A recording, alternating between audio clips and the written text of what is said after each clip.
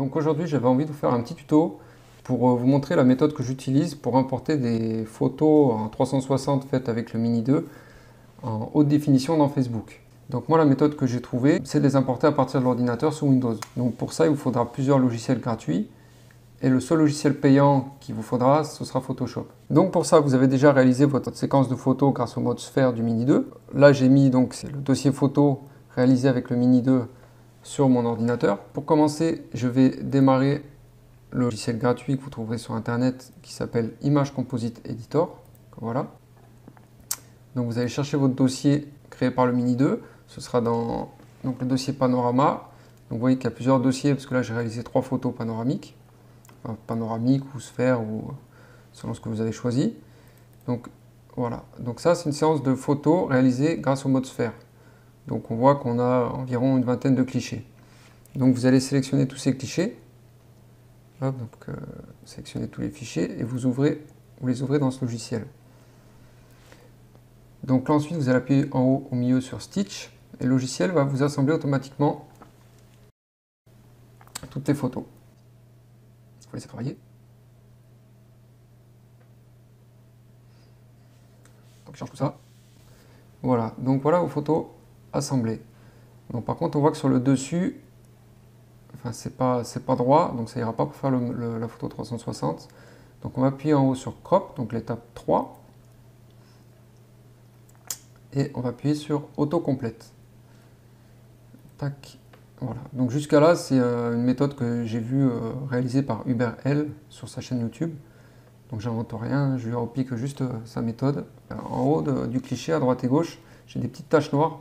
En fait, ça c'est le pare-soleil de chez PG High-Tech que j'ai installé sur le drone, qui fait super bien le boulot. Il n'y a que pour ce mode sphère où on le voit sur les clichés, c'est pas terrible. On verra par la suite que lors du montage, ça disparaît. Voilà, donc ensuite on va exporter la photo, tout simplement. Hop, j'ai mis la caméra devant l'écran. Voilà, donc j'exporte ma photo, vous l'enregistrez là où vous voulez pour la retrouver facilement. Je vais la mettre ici, tac. Et on a terminé avec ce logiciel. On ferme, on n'enregistre pas. Maintenant on va pouvoir démarrer Photoshop et aller ouvrir la photo qu'on vient de créer. Que voilà. Donc déjà si vous voulez vous pouvez faire des petites modifs d'image habituelles. Là je vais mettre un peu plus de luminosité par exemple. Voilà, vous pouvez jouer sur le contraste, saturation, enfin, etc. comme une photo en JPEG classique. Et là donc vous allez appuyer sur les 3 touches CTRL ALT C et vous allez avoir cette petite fenêtre qui permet de modifier la taille de la zone de travail qui va apparaître. Donc là vous allez appuyer sur cette flèche en bas du carré. Voilà. Ensuite on voit qu'on a les mesures de la photo en centimètres, on va demander à les avoir en pixels. Et là ce qui est important, il faut que la largeur de la photo fasse exactement le double de la hauteur. Donc tout simplement, manuellement, on va diviser la largeur par 2. Donc on va obtenir 5120. Je connais par cœur à force de réaliser la manip. Et vous allez appuyer sur OK. Voilà, donc là on a la photo au format qu'on vient de définir. Donc on va remplir cette zone blanche. Donc on va prendre le carré, on va la sélectionner en débordant un peu vers le bas comme ça. Vous faites un clic droit sur la zone et vous allez sélectionner Remplir. Contenu pris en compte, OK. Et donc là, je vais avancer un peu au moment de mon montage, parce que c'est l'étape la plus longue en fait. Le temps que Photoshop travaille l'image et remplisse cette zone blanche.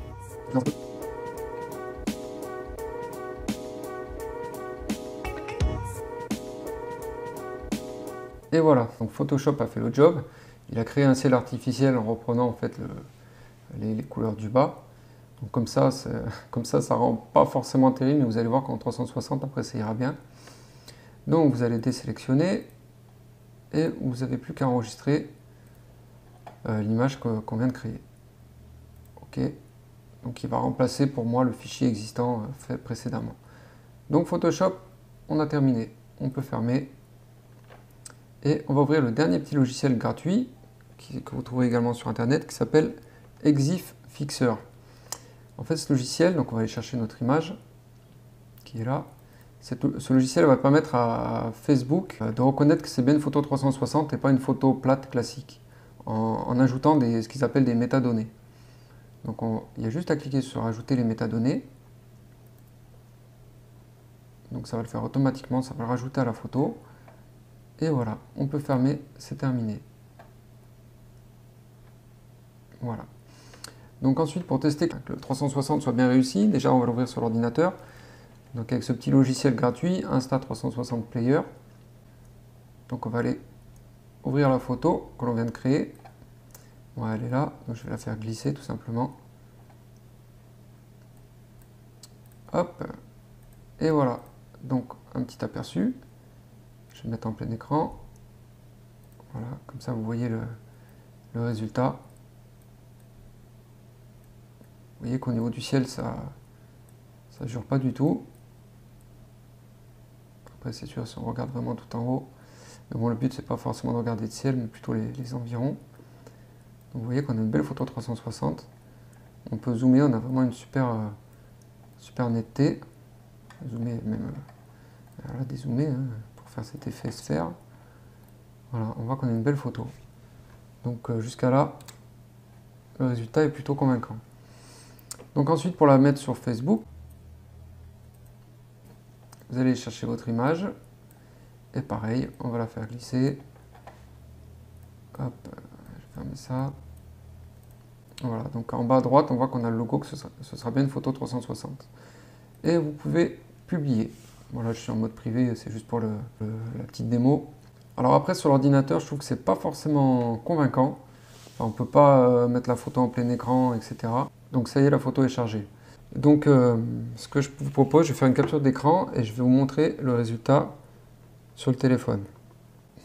Donc là, je viens de démarrer la capture d'écran vidéo de mon téléphone. Je vais vous mettre à l'écran ce que ça donne.